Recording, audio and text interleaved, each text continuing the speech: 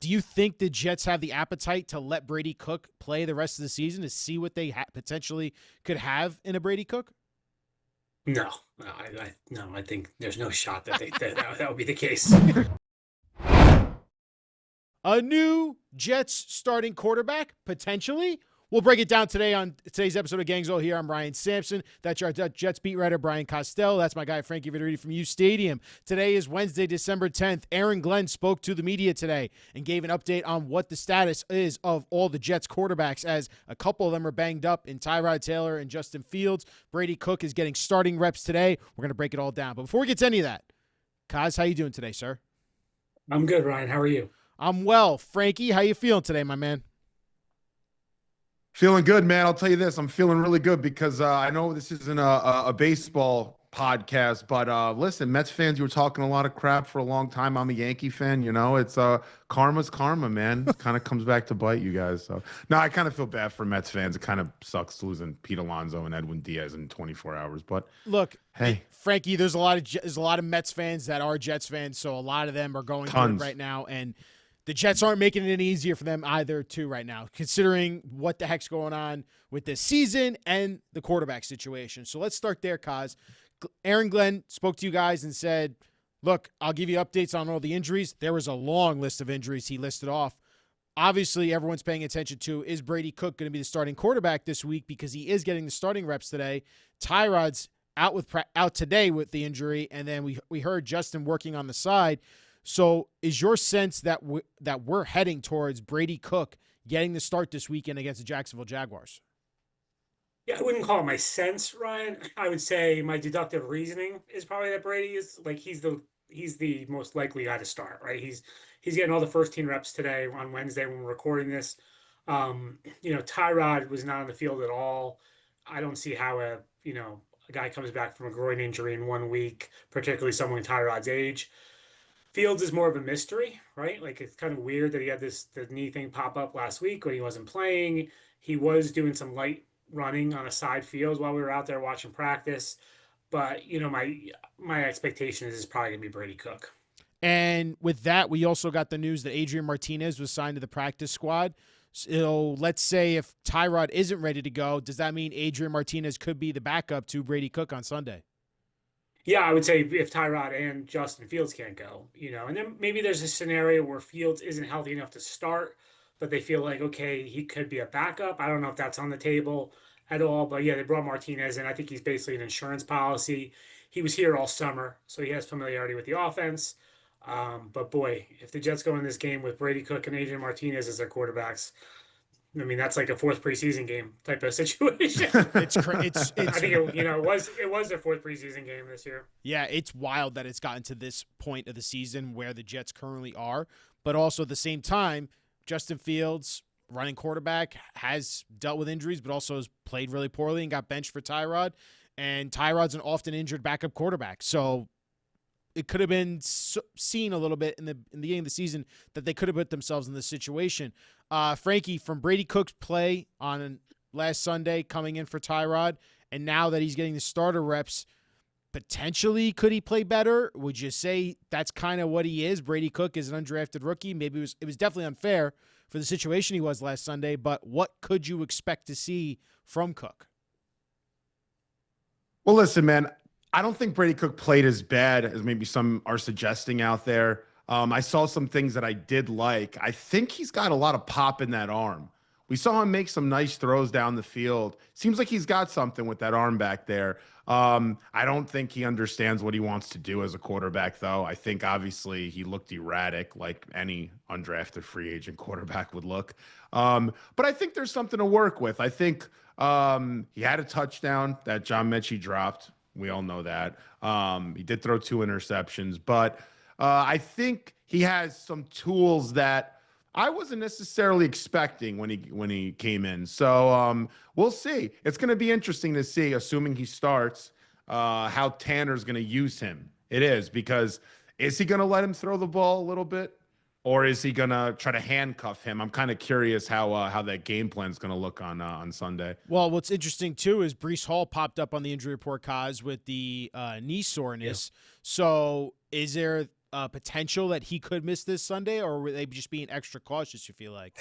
Yeah, I think it's too soon to know, Okay. Brian. Like, we'll have to see what they do tomorrow. And Glenn kind of didn't. I asked him about Breece, and he kind of didn't totally answer. He just said he had the knee soreness. He kind of insinuated with some of those guys on the list that they were just being precautious with them and resting them. So, we'll see. I saw Breece in the locker room. He's not limping or anything like that. So I think there's a chance he'll play, but we should know more if he practices on Thursday and then Friday. Certainly would impact the game plan if Breece Hall's not able to go on Sunday, especially with Brady Cook. So, Kaz, look, you're at this situation where Brady Cook's starting. I know Mark Cannizzaro, our colleague, is talking about potentially Brady Cook maybe starting the rest of the season just because there is only 3 more games after this week. Do you think the Jets have the appetite to let Brady Cook play the rest of the season to see what they potentially could have in a Brady Cook?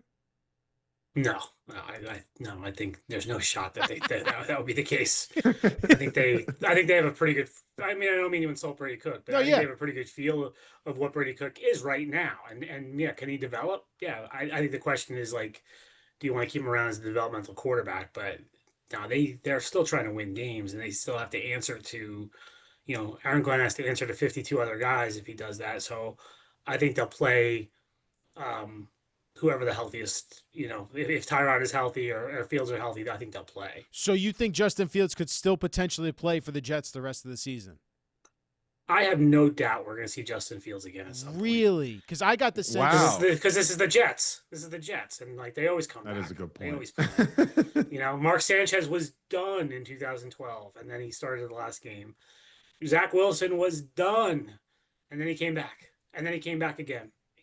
So this is the Jets. The quarterbacks never really die. So I have no doubt we'll see Fields again at some point. Well, it's interesting because I spoke to Frankie after the game on Sunday when we watched what happened between Tyrod and Cook, and the fact that Fields popped up with the knee injury on Friday.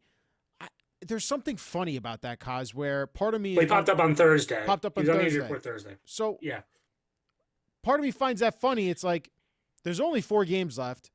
He doesn't want to play in the Wildcat, right? Play calls. And part of me thinks he just doesn't want to play with the Jets the rest of the season and risk the injury because in all likelihood, they're going to part ways with him in the offseason as a post-June 1st cut like you talked about. So why, for him and his agent, where his play style is he likes to run a lot and you're more prone to get hurt that way, why would he want to play the rest of the season? Well, if the Jets doctors say he's healthy enough to play, he's got to play or there's going to be contract issues. He is still owed $10 million in 2026. So I don't think he wants to put that at risk. So I think if the doctors clear him, and I have no reason to believe Justin Fields would, I don't know if you want to call it fake an injury or like there's no reason to believe that. So yeah, when we talked to him though, Frankie and Ryan, like 2 weeks ago, whatever it was, when he talked to us, he said he wasn't 100% healthy. That was part of the Wildcat comments too, is that he was still not 100% healthy. He was kind of dealing with that knee a lot of the season. So I think, the knee flared up on him last week but they didn't put him on IR. So I think they would have put him on IR if they were done with him for the rest of the season. Like, why not? So, I still think we're going to see him at some point. Really, really interesting stuff. Frankie, look, this is part of the whole tank, win games, end of the season. Jets are obviously sitting at 7th right now. They have 4 games if Brady Cook's playing the rest of the season, I don't imagine them winning any of those games. Do you think the Jets should play Brady Cook the rest of the season or stick with the Tyrod, Justin, whoever's healthy route? Oh, man, it's a tough question. Listen, at the end of the day, I don't even think it matters too much. I'll say this if you want my opinion. I know we have spoken, and I actually heard you earlier. Ryan is making the rounds around now, Kaz. He's a big timer. He's on every podcast now. He's a popular guy over here. It's not true at all. No, but also this, Ryan, I've heard you say that you think the Jets are going to lose out. I think they're going to find a way to win one more game. So I think they're going to finish 4-13. I don't think they're going to finish, 3-14 regardless. I think that'll put them around picking 5th, 6th, or 7th, kind of where we're at right now. I I do think though, for that sake, for draft position's sake, I would like to see Brady Cook the rest of the year. Obviously, I don't think these games as a fan are as important to me as they are for Aaron Glenn and as they are for maybe some of those players in that locker room. I hate thinking like that, but we need to figure out the quarterback. And I know we're going to get into it, but at this point, if you beat the Jaguars or you beat the Patriots or the Bills, I know these are like feel good moments as fans and gives you some confidence as to some culture being built here. And Kaz is right when he says you build culture through winning, but winning these kind of games, I mean, I don't know. I don't know the answer there. But I just want us to be put in the best position so that, come April, we can have the best chance of grabbing a franchise quarterback finally. Well, I think in the argument could be made though, and this is something I wanted to ask Kaz about this. Like, I know you've said it before, like Ryan, they have the ammo where it shouldn't matter if they win or lose these games the rest of the season to move up to where they need to. But let's say if it is only Fernando Mendoza coming out and Dante Moore and Ty Simpson go back and the Jets love Mendoza, but the Raiders end up with the number 1 pick, the Raiders look like they need a quarterback, they might not be able to trade up and get the pick. So that's why the wins would hurt them. Am I crazy to think that way, Kaz? No, but in your scenario, there's no way the Jets are getting the number 1 pick. Right. Right. I don't think, I mean, I know ESPN has their percentages, it's really low, but like, yeah, I don't think there's any way you see them getting the 1 pick, right? So in that scenario, that's the only thing that would benefit them would be to be number 1. No, I understand fans want, I understand the idea of tanking and getting a better draft pick completely. I get it. But yeah, I do think they can move, if they're 6th or 5th, they'll be able to jump up if it's not the Raiders, if it's the Giants, or if it's the Titans that end up with that number 1 pick. I think they should be able to move up to that spot. Well, the big question will happen this offseason is where ultimately the draft status of all these teams ends up. We saw today from ESPN's Field Yates put out a mock draft. Right now, currently, the Giants have the number 1 pick. If the season were to end today, Jets at 7. He mocked the Jets giving up their 7th and 18th pick, which is the Colts pick from the Sauce Gardner trade, and a 2nd-round pick as well to move up from 7 to 1, which is a huge haul for the Giants. And the Jets end up getting their franchise quarterback in Fernando Mendoza. So, Kaz, this is where I have a question of, let's say the Giants do end up with the top pick. Is there a tax for the Jets to pay to move up to that 1 spot if they wanted to trade with the Giants?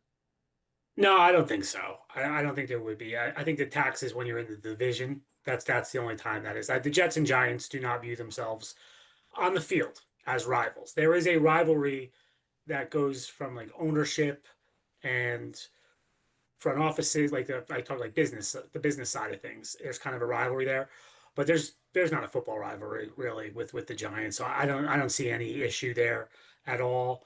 I remember 2018. Remember the Giants had the number 2 pick, and I thought the Jets might try to get up from 6 to 2. They ended up going 6 to 3 and training with the Colts. But that was a possibility then. So it'll be interesting if the Giants end up with the number 1 pick. Could they get it done? And for Frankie, did you feel like that was a overpay, underpay in that mock draft scenario where the Jets traded up from their 7th spot up to the number 1 spot? You know what, Ryan, to be honest, I think it's a little bit of an underpay. I think depending upon that Colts pick too, that's going to mean a lot, but I think it's a little bit of an underpay. I think you might have to give a little bit more because I do have a feeling, no pun intended with Dante Moore, I do have a feeling that he could return back to college. I'm not saying I know anything, obviously. I'm just what I'm reading.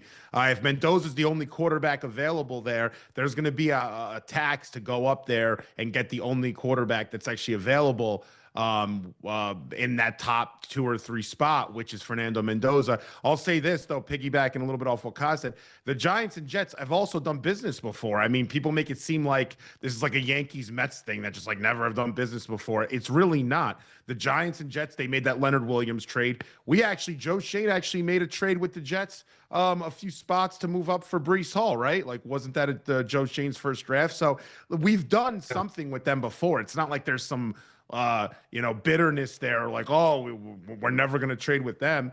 There is something to be said. I know some fans have posted this online. the last thing the Giants would want to do is give the Jets their next franchise quarterback. Listen, I don't think anyone actually thinks, I'm not trying to be like rude here, but I don't think anyone actually thinks we're ever going to get a franchise quarterback. So I think if the Giants think the deal's going to be worth it, the Giants will make that deal. Ryan, I think it'll Yeah. cost a little bit more than that, just a little bit. Mike, like another fourth rounder or maybe even a third. You're gonna have to sweeten that deal up a little bit, man, to move up to one. Well, I think. there's gonna be competition there, right, Kaz? I mean, it's Of not just course. the Jets looking for a quarterback, and if it really is this slim of pickings for the quarterback spot, Mendoza, they're gonna have competition for that number 1 pick. Yeah, they will for sure. I mean, the Dante Moore thing is interesting to me. I just think if this is the way it's going, man, someone's going to tell this kid you got to come out. Like, if you're Yeah, going to for be the sure. There's second nobody quarterback else. off the board, and it's like Ty Simpson, I feel like is a little different. He has not really played well during the last month of the season. He looks like he definitely used more work. The playoffs are going to tell us a lot on these guys, but I don't know. I got a feeling Dante Moore is going to be in the draft. I don't know. Again, I'm speculating Yeah, here, yeah. but to me, if you're putting yourself in his shoes, and there's only one quarterback going at the top of the draft, and they're like, yeah, you can be number 2. Chances are you're going to be the number 2 overall pick if that's the case, even if you're not the second best player in the draft, right? We've seen that enough times with the quarterbacks that they get pushed up. So, we got a long way to go till April. I know we have a long way to go, Kaz, but my final question to you is and I know you can't anticipate, you can't look ahead, but also at the same time, doesn't it feel like the Jets, no matter what, have to take a swing at this quarterback position in the draft? And if it is Mendoza, like, put all your eggs in that basket, or Dante Moore and just be that aggressive? I don't know, Ryan, if they have to. I'm curious to see what the other options look like in terms of veterans. Like, if there does someone shake free in a trade that we're not talking about. Um, I just you can't force it. If you don't like them, you can't force it because that's when you're really getting yourself into trouble.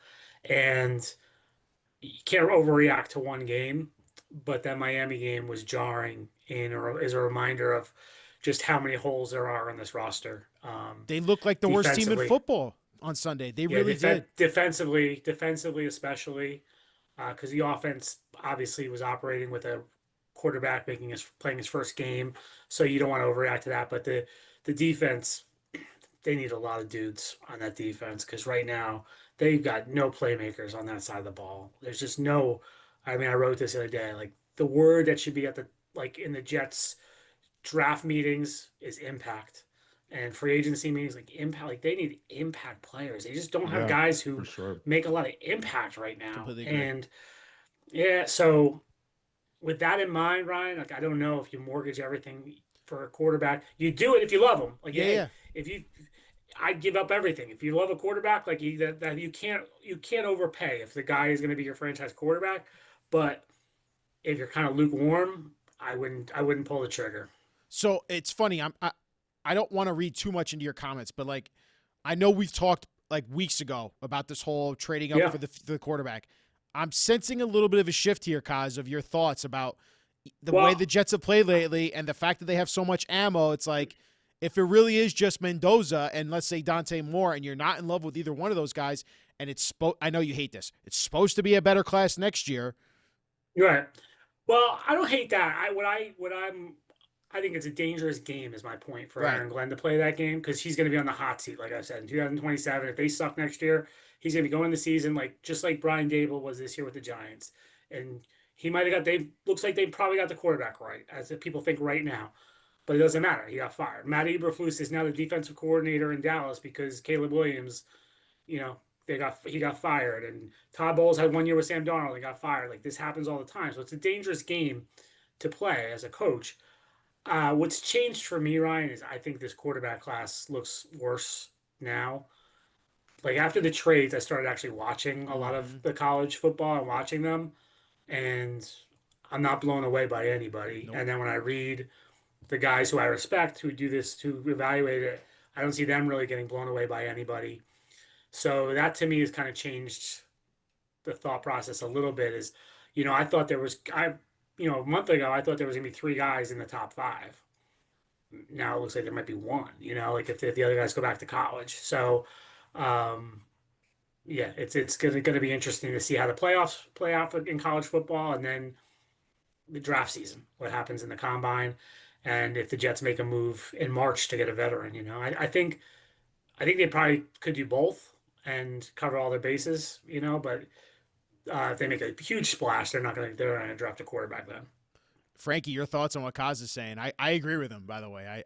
I agree with everything you're saying here. Like, this is where it seems like the focus has shifted and just the narrative around this team and what we've seen recently. I don't want to overreact like you're saying, but at the same time, Yeah. they're kind of playing exactly like we saw earlier this year defensively, where it's like, what the hell's going on here with this defense? There's nothing good going on. They need a lot of impact players. And again, it's just not shaping up to be a very strong quarterback draft class here, Frankie. Totally. I'll say this about Dante Moore specifically. I've been looking at him a bunch this week. Dante Moore has a cannon of an arm, whippy arm, really has a beautiful arm. He just doesn't really get yet how to play quarterback. If he gets drafted somewhere, it's in his best interest to sit for a year or two. He's kind of like between like a CJ Stroud and a Jordan Love, more towards Jordan Love, where he needs to sit for a year or two, and that'll be in his best interest for sure. Now, to what Kaz was saying, yeah, you might just want to come out at this point, guarantee yourself $40 million ish, probably a little higher, and then you're on a roster and you have no other competition in this draft, really outside of Mendoza. You'll be the second or third quarterback taken. You might be in a better spot. I'll say this, though. There is one thing in this class, though, that is an outlier for me when it comes to looking at this quarterback class as a whole that makes me excited. And it's Fernando Mendoza and some of these intangibles that he brings to the position. Outside of his arm and outside of his size, which people like, he's 6'5", and even outside of his football IQ, there's something about this kid where no matter what happens throughout the course of a game, he has his team in it. He leads his team. He's tough. You saw what Ohio State did to him. They tried to knock him out the first play of the game. He stands strong in the pocket. He's a weird guy. And some people think that him being weird it could be a bad thing. I actually think him being weird is a good thing. Like, I always feel like in a football locker room, corny sells. Nobody really hates on corny people. It's kind of fun, right? Like, it is what it is. But I think that's the thing that I'm in love with the most out of this draft. Like, I put everything on paper. What do I like? What are little attributes that differentiate a player versus other players, not only in this class, but maybe what could be next year or what has been? Mendoza's proven to be clutch, and I'm not just saying that based on a few throws. Like, he stays in games and has his team winning, and I think there's something different there. With that said, I'm not trading the farm to move up to get him. Like, if you want to give up that Colts pick in 26 and a second and maybe even a fourth, I'm fine with that. But don't go crazy and start giving up multiple first-round picks, touching those 27 picks. I wouldn't do that, but I think Mendoza here makes a ton of sense. Whereas I don't see Moore or Simpson, if we were to draft them, making sense, because to what Kaz just said, I don't think they're going to have enough time here. And Glenn's going to know that he's not going to have enough time with these guys. Both those guys need another year or two. They should go back to college. They might not, to guarantee themselves NFL, top 10 quarterback money, but they're the only one that's really ready to play is Mendoza, but the ceiling is limited with him. He doesn't have the ceiling of Moore and Simpson. He's got a very high floor to me, a low ceiling, but I think that might work for us. I do. Ultimately, Kaz, what were your thoughts on the fact that Mendoza did beat Ohio State in that Big Ten championship game? It's amazing to see Indiana football doing what they're doing, and he's obviously a huge Crazy. part of that. Yeah, and so I went to Penn State. I think we've talked about that before. So I remember just Indiana was just a doormat that got killed every year. And there was one year where I was there where they actually played Penn State close, and it was like panic that they were like playing them close. Like, it was what's going on. So to see what he's done there, and Signetti obviously, it's remarkable. Yeah, I mean he gets it done. Like, he's found a way to win there. you know, I can think of a greater hill to climb in the NFL is would be making the Jets a winner. If he could turn Indiana a winner and the Jets into a winner, this guy might be a football god. I don't know. Might be, and as corny as Frankie thinks he is, I mean, it might play here in the New York media. Fellas, that's a Gangs All Here episode. I'm looking forward to seeing your coverage the rest of this week, guys, as we see what the heck happens with this starting quarterback situation against the Jaguars. We'll pick that game later this week on Friday. We'll come back and do some game predictions and whatnot there. But we thank you both for coming on here and talking Jets football as always, and we'll catch you next time.